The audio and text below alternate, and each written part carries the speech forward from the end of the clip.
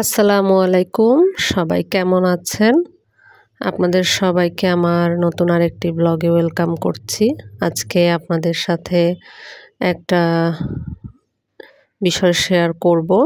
তো দেখতেই পাচ্ছেন আপনারা, এটা হচ্ছে আমার রুটি ভাজার তাওয়াটা। অনেকেই আমরা ইউটিউবেই কড়াই অথবা তাওয়া এগুলি পরিষ্কার করার জন্য অনেক পদ্ধতি দেখেছি, আমিও দেখেছি আপনাদের মতো।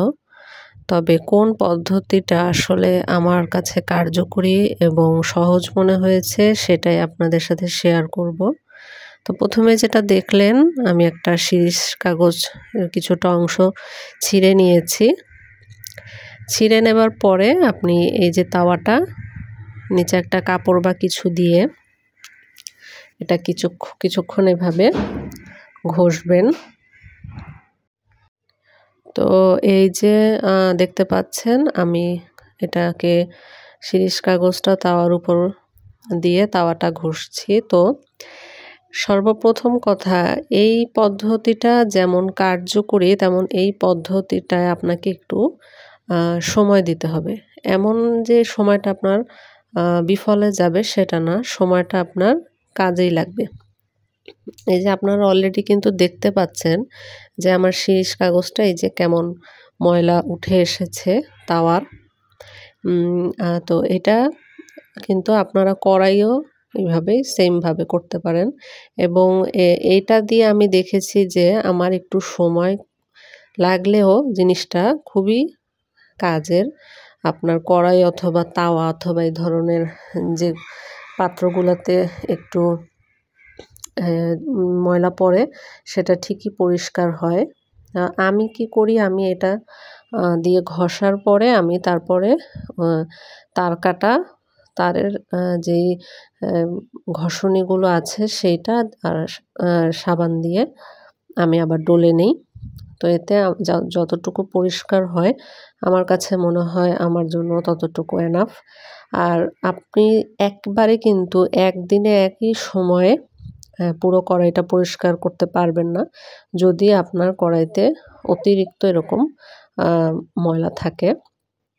তো দেখা যায় আপনি একটা কাজ করতে পারেন যে প্রতিদিন একটা টাইমে আপনার যখন যেদিন একটু সময় পাবেন একটা টাইম ধরে ধরে এই জিনিসটা অল্প অল্প করতে পারবেন এবং অল্প অল্প করার ফলে একসময় দেখবেন যে আপনার কড়াই পুরো দাগগুলো চলে গেছে। এই যে আপনারা দেখতে পাচ্ছেন উঠেছে।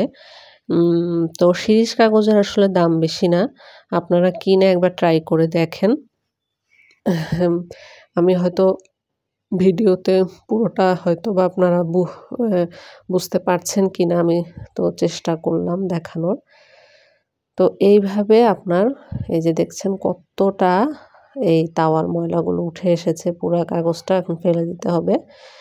তো এই পদ্ধতিটাই আমি আমার কাজে দিয়েছে। ইউটিউবে অনেক ভিডিও দেখেছি, কেউ গরম পানির ভিতর বেকিং পাউডার, লেবু, পিঁয়াজ টিয়াজ এই যাবতীয় জিনিস দিয়ে করে, কিন্তু এটা আমার কাছে সবচেয়ে ভালো লেগেছে এই পদ্ধতিটাই। যে আপনারা দেখতে পাচ্ছেন যে পিছনের অংশটাও উঠে আসছে কিন্তু আপনার সেই কালো প্রলেপটা।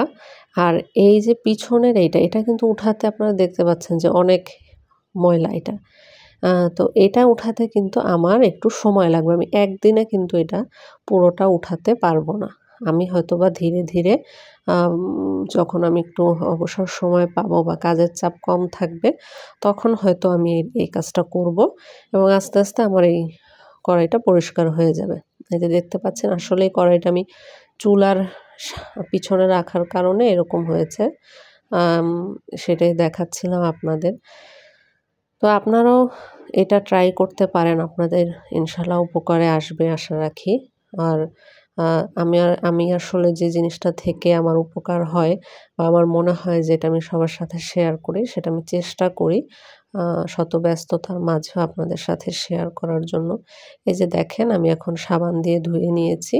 দেখেন তাওয়াটা, যদিও আমি বেশি একটু সময় দেইনি এটায়। তো সবাইকে ধন্যবাদ।